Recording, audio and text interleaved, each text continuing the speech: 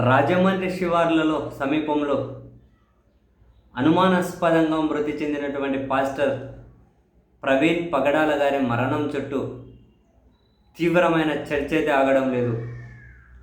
Social మీడియాలో ఆ మరణం చుట్టూ అనుమానాలు లేవనెత్తుతున్న వాళ్ళు కొందరైతే, ఆయన మరణం చుట్టూ విషాన్ని చిమ్ముతున్న వాళ్ళు కూడా మరికొందరు. విషాన్ని చిమ్ముతూ ఉండడం అంటే ఇలా అనడానికి కారణం కూడా ఉంది.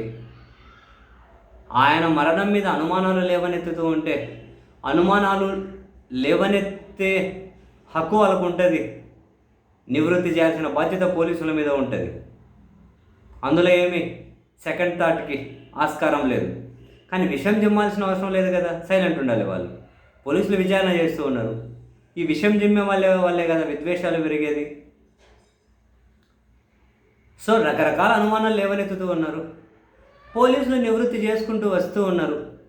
అదే సమయంలో ఐజీ గారు కూడా మీడియా సమావేశం చేసి సోషల్ మీడియా వ్యాప్తంగా దీని మీద మీకు ఏది తోస్తే అది ప్రచారం చేయకండి, సున్నితమైన అంశం అని ఐజీ గారు కూడా చెప్పారు.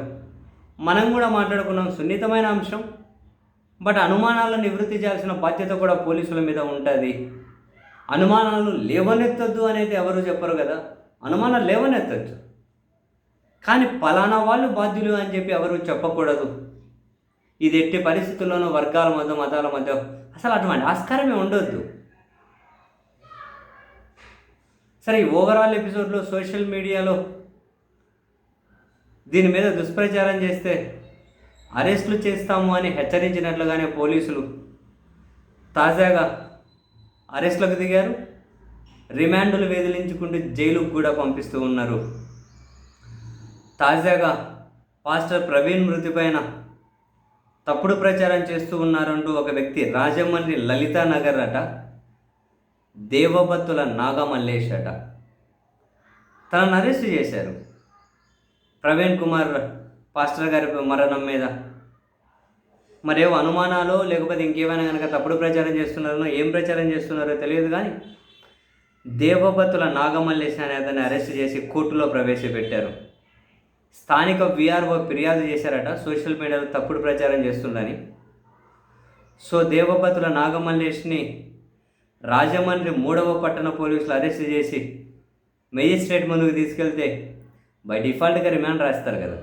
సో రిమాండ్ రాశారు, రాజమండ్రి సెంట్రల్ జైలుకు తరలించారు. సో ఈ సున్నితమైన అంశం మీద వివిధ రకాలుగా మాట్లాడితే విషం జిమ్మే వాళ్ళ జోలికి పోతారని నేను అనుకుంటలేనులేండి, అది వేరే విషయం. కానీ అది అందరి జోలికి పోతే మంచిదే కదా. అసలు ద్వేషం లేని సమాజం చూడాలి, అప్పుడు కదా అసలు రాష్ట్రాలు, దేశాలు ఎట్లుంటాయో తెలుస్తుంది. సో మొత్తం మీద తప్పుడు ప్రచారాలు చేసే వాళ్ళకు పోలీసులు అయితే ఒక తప్పుడు ప్రచారమో లేకుంటే మరో రకంగా ఇలా ఈ సున్నితమైన అంశం మీద ప్రచారాలు చేసే వాళ్ళకు పోలీసులు అయితే అరెస్టులు, రిమాండ్లు, జైళ్ళ ద్వారా ఏవో సందేశాలు పంపిస్తూ ఉన్నారు. జాగ్రత్త, అనుమానాలు ఉంటే రైస్ చేయండి, పర్వాలేదు, కానీ వైషమ్యాలు పెంచే విధంగా చేయకండి. ఎవరు అనవసరమైన కేసులు ఇరుక్కొని జైలు జీవితం ఇబ్బందులు కొని తెచ్చుకోకండి.